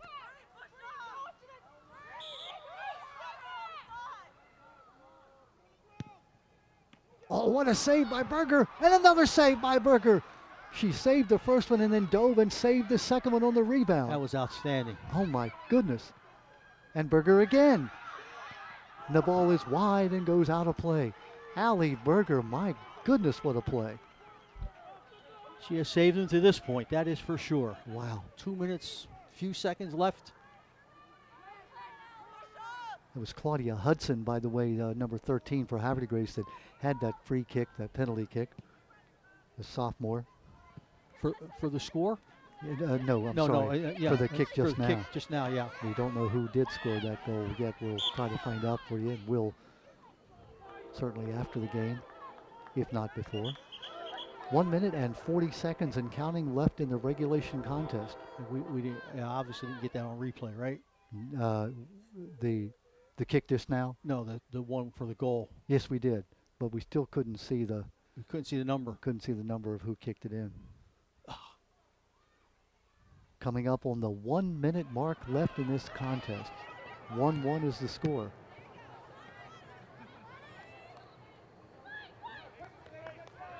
Obviously in the playoffs, we know you'd have to go to overtime. We'll see here in 1 minute and 5 seconds if nobody scores. Ball at midfield. Now we're inside 1 minute left in the regulation contest. What a game, Bob, it's been. Everything we hoped it would be, and that is an exciting, well-played, skillful game between two teams that are, very, let's say, not desperate, but anxious for a win. Nice little Yeah. header. It would have just been interesting if they'd have tied the game up with 20 minutes left in the game. Here comes Aberdeen. Chance on the breakaway. 1 against 2. Out of play it goes. 28 Nice play. seconds and counting. Nice play by Hannah Coop. Get that ball out of bounds. Still in play. Havre de Grace ball. Hudson with the takeaway. Rawls has it go off her. 10 seconds. Inside 10. Clock ticking down. 6 seconds. 5 seconds. This game is going to end in a 1-1 tie. Boom, it just ended. That is the final. 1-1 is the score, and now your commentators will stay tuned to see if they're going to leave the score tied at 1 or if they'll go into Or they go overtime. to shootouts or what? Bob will be just as surprised as the audience. Well, it looks like It something's looks- going to happen here. Yeah, let's stay with us here, and the officials are talking to. Well, they have the captains there, it looks like, so they're either going to play extra time or they're going to go to penalty kicks, one or the other. I think they go to extra time rather than penalty kicks. But again, I confess my ignorance in this situation that I'm not sure in high school girls soccer in the regular season. Obviously, in the postseason, you have to have a winner. Well, Hang with us here, and we'll get the determination. The maybe official, because of seeding for state tournaments, you have to have a winner. Frank Hamilton, is flipping a coin. So, in all intents and purposes, it looks like we still have nothing on the scoreboard in terms of 0-0. So I can't tell you.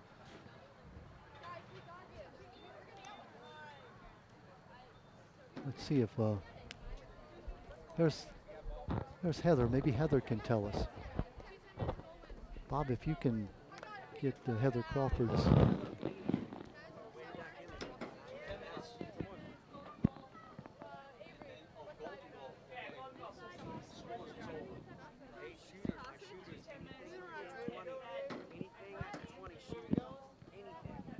Okay. We're being told by Heather Crawford Okay, so we the- know it's at least two 10-minute sudden death overtimes. yeah. The First first goal goal to scores, is- game's over. Now, if we go again through two 10-minute overtimes, we're not sure still. Do they go to shootouts then, or No, do no, leave it they tied? don't go to shootouts at all. So leave it tied. It'll either be tied or I think it's tied. Sort of what she said, if I understood that right. But What a contest here. The folks in the truck, you can almost see the truck rocking, Bob. They're so happy for overtime. yeah, They how love much overtime. tape do we have on it? Well, that no, no. Dylan in the truck, do you know how much tape we have left?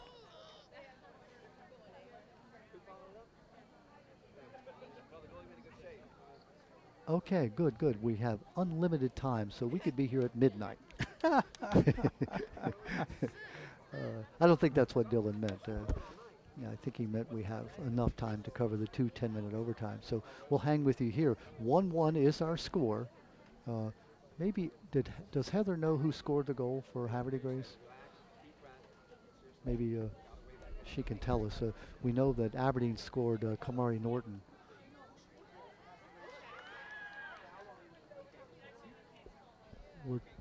We're told Claudia Hudson scored the goal for Havre de Grace at 7:15. So Kamari Norton, excuse me, scored for Aberdeen at 11:31 of the first half, and then 7:15 of the second half, tying it at 1-1 was Claudia Hudson for Havre de Grace. That's where we are, tied at 1-1 as we go to sudden death. 10-minute overtime, followed by another sudden death 10-minute overtime if nobody scores. Wow, Bob, how exciting is this?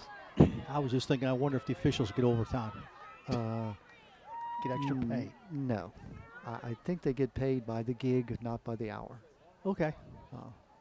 Kind of like our Hartford Cable Network guys. Which is perhaps why they're not quite as enthusiastic about overtime. No, they are. What a professional crew they are, Bob. Yes. You have to admit, the Hartford Cable Network guys, I don't tell them this enough, but they do a great job. great job. They're all professionals in the field, working in the field of, video and sound. So this is sort of like a part-time fun thing for them. And they do a wonderful job. Some of these young folks, work in some of the biggest venues you can think of, huh? And then they come here. And then to come here, and they get the team with you and me. And they tell me that I am the best commentator they work with. They've been known to lie a little bit. Yeah, I'm a little hurt by that. But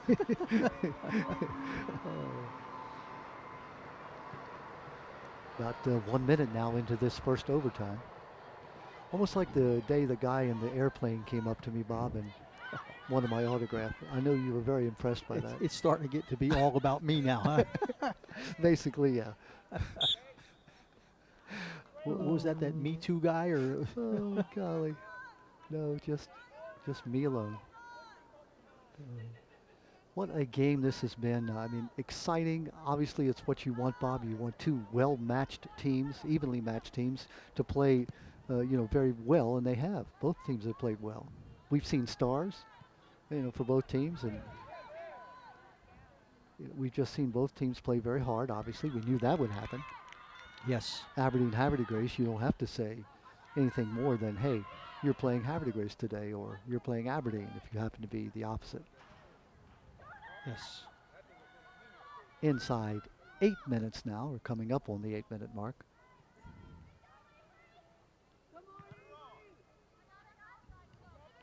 This is usually when something really unusual happens. Like And- somebody falls down, or Yeah, and the ball goes into the cage, and it's like, yeah, what happened?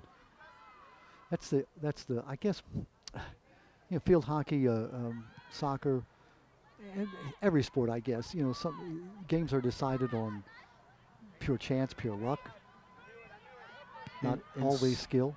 in some cases, that's absolutely true. I love in baseball when a relief pitcher comes in and they hit a line shot and it's caught by the shortstop and they say, he saved the game. Next game, a little dribbler up the third baseline, he lost the game. So, in baseball, as in many sports, it's sometimes the luck of the draw. Well, we're here in soccer, and if you kick the ball into your own goal, obviously it's a goal and the game's over. Yeah. So, and you've seen that happen and cost teams Oh, yeah. games. Inside 7 minutes left in this first sudden death overtime. Aberdeen, as you see, going from left to right, battling for the ball there. Nice play. Katie Carney. Yeah, Katie Carney has played a whale of a game on that right halfback position. Battling for the ball, out of play it Yeah. goes. Havre de Grace wants it, but yes, Havre and de- they'll get it. And that's Claudia Hudson, the goal scorer Yeah. for Havre de Grace. She and Katie Carney were disputing with one another who had the ball. And now we'll have another dispute. Now Aberdeen gets the And ball. now Carney gets the ball. Nice pass. That is Carney with the ball. I'm sorry, it was number 12 who threw the ball in, not number 11. Amanda Bryant's been, Yeah. that's her job to throw the ball in. She's thrown every one of Aberdeen's throw-ins. Amanda, one of the captains, along with Abby Guchto and Caroline Davis for Aberdeen. 1-1 as you see our score. We are in the first of two sudden death overtimes. Sudden death meaning that the game is over with the first goal that's scored. Or sudden victory, or whatever you want to call it. Yeah, it's like the IL now in baseball. I can't get used to saying he's on the IL. I mean, it's been DL for, who knows, eons. Guchto with the pass, intercepted by Havre de Grace. Kicked out of play. It will be clear that. Aberdeen ball. Halfway through the first overtime.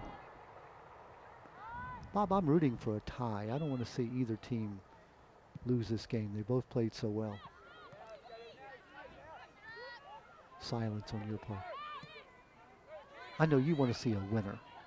You're just that kind of guy. You know, I've enjoyed the game, especially in the last half hour. Havre de Grace player down. Two of them. But Back they're up tough she kids. goes. They get Yeah, back up they and get back up. start They playing. don't lay on the turf and moan and groan. Guchto.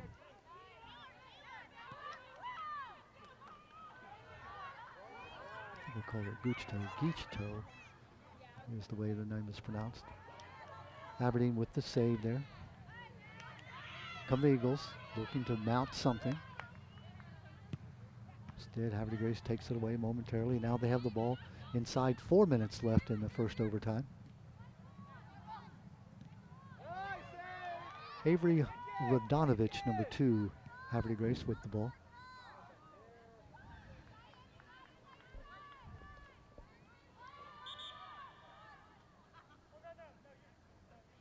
Happy you decided to spend your time with us here at Hartford Cable Network, our game of the week. Bob, in our 26th year on the air. How can that be? Yeah, I think we're just getting older. It's the longest running show in the history of television. I just made that up. How about this? It's the longest running show in the history of Harford Cable Network. I think the county council has us beaten there even anyhow.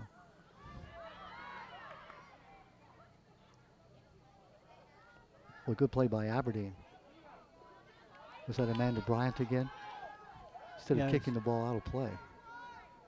Bryant. There's the back pass that worked out well from Geachtoe. Yeah. Havre de Grace inside 3 minutes. Ball is free, but nobody there for Aberdeen.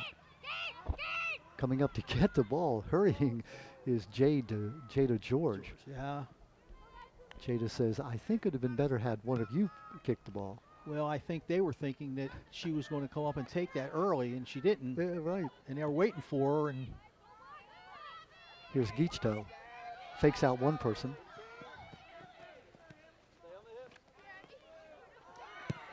Havre de Grace Barry Ellis said that was out of play, and the official on the spot said no. Bob, the rule is the ball has to be all the way across the line? Completely, yes. Unlike other sports where if it touches the line, it's out of play. I guess basketball being one that comes to mind. Yeah. Uh-oh. Ball's open. Let's see. That wasn't offside. Here's the kick, and the goal is scored. And Havre de Grace will win this game at 1:42 of the first overtime period. All by herself, she's able to go in and make that goal. And again, I'm trying to see the number of the person who scored. I'm sorry. Claudia Hudson. Here's the replay. Now maybe we can see this. She breaks free on the right side, close to being offside, Bob, almost. No, she was onside when they gave her the pass. Tough angle, and she's able to kick it right by the goalie, and Havre de Grace will win this game 2-1. Number 21, we're told, is the one who scored. Okay. And we don't have a 21 on Havre de Grace. Let's see on there. Let's see. No, we don't have a 21 on their roster for Havre de Grace. Was it 22? This Saturday, the 28th. We have a 22, a 29. DVD copies are available this game. 21, we're told, but www.harfordcable.org. Congratulations, ladies. We'll have to find out who that is, because on our program we do not have a 21. We're told reliably by our truck that, yeah, we're seeing her walking off. We'll just have to find out her name. And laying down and celebrating is number 21 for Havre de Grace. She will remain nameless for the time being. We'll find out who that person was and give her due credit. Okay, we're saying, is it Sullivan? Is it Paige Sullivan? We're not. She's listed as number 30 in our program. Well, we will find out who that person was who scored the game-winning goal. We do know that Havre de Grace wins this game. They go to 3-2. We're going to take a break here. We'll come back with our interviews, and we'll talk more about this game, this big win for Havre de Grace to go to 3-2. And we're told Caitlin Washko was the young lady who scored, number 8 in our program, but number 21 apparently on the jersey. So we'll take a break and come back with some post-game activities in just a moment. Well, welcome back to Havre de Grace High School, where the Warriors have completed an overtime win, 2-1 over their arch rivals, the Aberdeen Eagles, winning their third game of the year against 2 losses. Talking to 2 of the goal scorers, in fact, the 2 young ladies who scored the goals. First of all, let's talk to Claudia Hudson. Claudia, your goal, the ball sort of was past you in the middle. There was a whole bunch of people around. You were able to almost flick the ball into the goal. Tell me about that goal. Off of a cross from one of the sides. It was stopped by an Aberdeen player, and I happened to be there to clean it up. Talk to me about the feeling of being able to make that goal. You were down 1-0. It appeared like, gosh, you might lose the game 1-0. Tell me about the thought that went through your mind when you made the goal. From missing a previous shot, it was kind of frustrating, and when I did score that, it was really relieving to know that we were tied and that we still had a chance to win the game. And of course, this year you're coming back from an injury last year where you weren't able to play. As a sophomore, I know you're very happy to be playing this year. Yes, I am very happy to be playing this year. I'm very relieved that I am not injured like last year. That's no fun. Talk to me about beating Aberdeen. Is it more sweet beating a team like the Eagles than it is somebody else?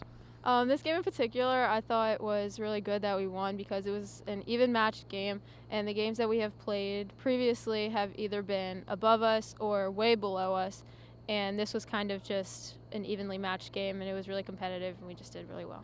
So your team wins 5 games all of last year. You've won 3 already this season. Any goals you have in terms of what you would like to do? Um, I would just like to go out and do my best, play as much as I can, and not get hurt again. Yeah, no fun at all. Hang with me 1 second. Let's talk to the game-winning goal scorer, Caitlin Washko. Caitlin, you scored at 1:42 left in that first overtime. Tell me about it. You came with the ball down the right side all by yourself. How did that happen, first of all? So it was a pass by Maya Rawls, and she was doing like really great. And there was this one player, so I like brought her to the other side, and Maya was able to split those 2 players, and I ran on and I just saw it, so I shot. Well, you had a tough angle. You were to the extreme right side. Did you want to shoot it to the lower left side? Yeah, I was trying to get across in because either way, someone was going to be there. Now tell me about what goes through your mind when you're all by yourself and the goalie is sort of outflanked and all you have to do is hit the ball correctly. Do you have self-doubts? What happens when those moments before you hit the ball? Yeah, I have self-doubts a lot also, but I try to like stay positive, like knowing that like I just need to try my best and just try to get the ball. And even if I don't shoot it, I know there are other players around me, so I can get it to them. So overtime, the game, Aberdeen came in with a 1-5 record, not a very highly regarded team. Were you surprised at how well they played? Not really, because we played them last year too, and they came back with 2 goals. So I kind of expected it, and we knew like those players that we had to defend and all that. So I think we came into this game like really positive, and we just knew we got to fight. Now you're a sophomore, and that might mean you'd be on JV or you'd be a young player, but you must have played a lot of soccer in your youth, so this is not the first rodeo for you. No, I've played like a bunch of club teams. I played on like Baltimore Bays, and I'm on Old Line right now, so I've had some like club chances as well. And how about soccer? Is it your favorite sport? Is it something you really enjoy playing? Yeah, I really enjoy it. That's just been my main sport throughout the years. Well, very good. Congratulations on the win. It's a big overtime win. You have bragging rights of Aberdeen Havre Grace now. Well, congratulations. Thank you. Okay, go be with your team now. Yeah, And thank you. I'll invite my partner in, but he's not there, so I'll just wrap it up for you myself. Our final score here, 2-1, is our final score. Aberdeen led 1-0 in the first half as Norton scored the first goal for Aberdeen. It looked like it would hold up until the second half when Claudia Hudson at 7:15, you met her, scored the game tying goal, and then Caitlin Washko in overtime, 1:42 of that first overtime. Bob, come on in here. My partner, Bob McCone, coming all the way from Anne Arundel County. You deserve to have some FaceTime on TV. What a game, huh? Interesting and exciting. Being excellent, isn't it? I mean, the finishing goal was excellent. The pass over to the Washco girl to finish from Maya Rawls was excellent. Havre Grace dominated early on, then Aberdeen got the goal, and then they dominated for a long time, and then near the ends, the Hudson girl scored the goal. Go into overtime, and it's sudden death, and that's what it was. Yeah, a great ball game. Hope you enjoyed it. Havre Grace winning it again by 2-1 in overtime, going to 3-2. Aberdeen, a very tough loss, 1-6. We saw great skill on both teams. I think Aberdeen, a young team, Bob, they're going to get nothing but better. Havre Grace is a little bit young too. I mean, they have their core of experience, but they're kind of young also. And of course, we speak young as relative because these young ladies have played a lot of club soccer, so they may be sophomores in their ranking in terms of school, but they've certainly got a lot of soccer they played. Yeah, and Havre Grace and Aberdeen are both a little different because they get a lot of first-time players in 9th grade or 10th grade. Mm-hmm. And so they have to start developing them at that point. And that's pretty difficult unless they're really athletes. Well, we hope you enjoyed the game. We certainly enjoyed bringing it to you. Overtime 2-1 win by Havre Grace. Bob McCone, any closing thoughts? Well, great game. Hopefully there's another one coming up and go from there. Absolutely. So again, in the arch rival battle, Havre Grace wins this one 2-1. Hope you enjoyed it. Don Morrison, my partner Bob McCone. Good night, everyone.